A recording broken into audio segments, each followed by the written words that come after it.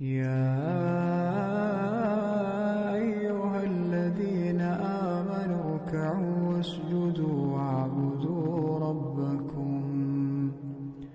واعبدوا ربكم وافعلوا الخير لعلكم تفلحون. Assalamu alaikum mes sœurs, j'espère que vous allez bien en regardant cette nouvelle vidéo.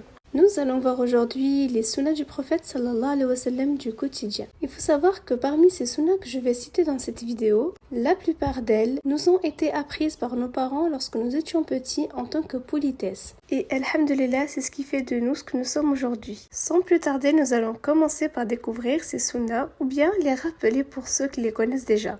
Avant de commencer et pour rappel, la sunna est un ensemble de paroles et de comportements du prophète sallallahu alayhi wa sallam et de ses actions et de ses jugements tels qu'ils sont fixés dans les hadiths et qui constituent pour tout musulman un modèle à suivre. Sachant que plus on se rapproche de la sunna du prophète sallallahu alayhi wa sallam et plus on se rapproche d'Allah, ce qui fait que nous augmentons de plus en plus nos hasanats envers Allah.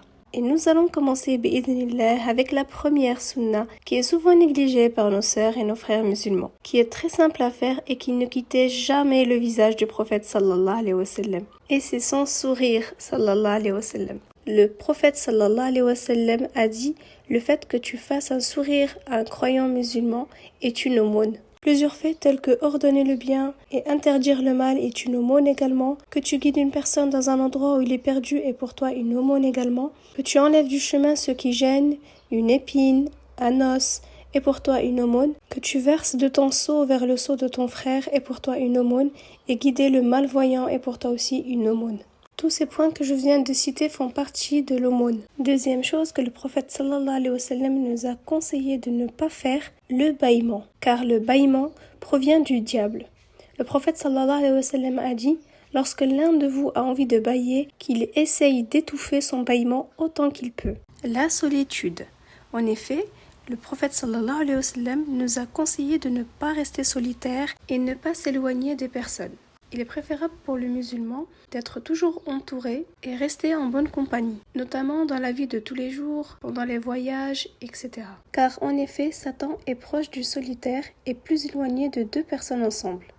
Et ce hadith dans lequel c'est mentionné signifie que Ash-Shaytan est plus fort face à une personne que face à deux. Dans le cas où la personne n'a pas le choix que de rester seule, on se doit de s'armer du Coran et de la sunna du prophète sallallahu alayhi wa sallam et d'obéir à Allah pour se préserver du shaitan. Secouer sa couverture 3 fois avant de dormir. En effet, le prophète sallallahu alayhi wa sallam a dit lorsque l'un d'entre vous veut se mettre au lit, qu'il secoue sa couverture 3 fois car il ne sait pas ce qu'il peut y avoir dans son lit. S'asseoir entre l'ombre et la lumière. En effet, le prophète sallallahu alayhi wa sallam nous a interdit de s'asseoir entre la lumière et l'ombre, et il a dit, sallallahu alayhi wa sallam, c'est l'assise de shaitan. Se chausser ou s'habiller en commençant par la droite et se déchausser ou se déshabiller en commençant par la gauche. En effet, le prophète sallallahu alayhi wa sallam nous a conseillé de toujours commencer par la droite lorsqu'on se chausse ou bien lorsqu'on s'habille et se déchausser en commençant par le pied gauche et se déshabiller aussi en commençant par la partie gauche.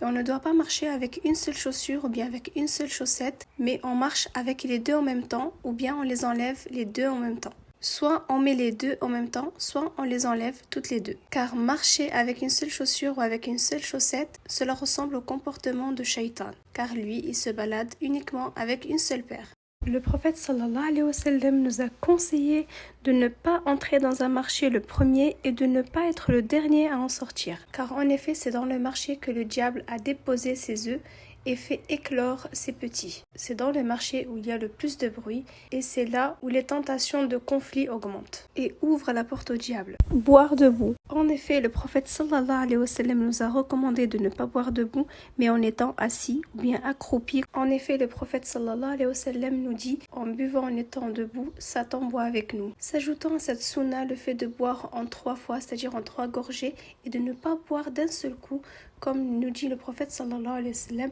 Ne buvez pas comme les chameaux. Et aussi, buvez et mangez de la main droite. Et si vous mangez, utilisez les 3 doigts uniquement, de la main droite. Et on n'oublie pas de dire Alhamdulillah après avoir bu ou mangé. Et Bismillah avant de boire et de manger également. Ne pas critiquer la nourriture. En effet, le prophète sallallahu alayhi wa sallam nous dit si un repas nous est servi et qu'on n'aime pas ce repas ou bien qu'on veut pas manger, tout simplement, on ne le mange pas. On ne le critique pas. Ne pas laisser les enfants dehors à la tombée de la nuit. En effet, le prophète sallallahu alayhi wa sallam nous mentionne dans un hadith authentique lorsque la nuit tombe, gardez vos enfants près de vous et ne les laissez pas sortir, car les démons se répandent alors. Puis lorsque la nuit fut tombée, laissez-les aller. Si vous êtes intéressé pour une deuxième partie, n'hésitez pas à me le préciser en commentaire.